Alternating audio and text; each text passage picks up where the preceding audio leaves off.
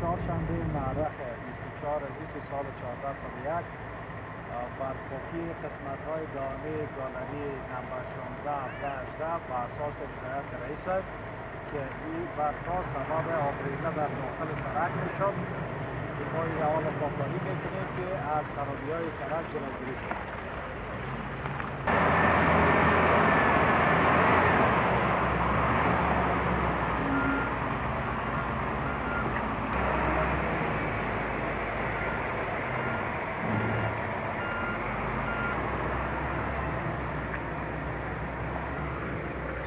زال خیر استاده. بره بخیر بره.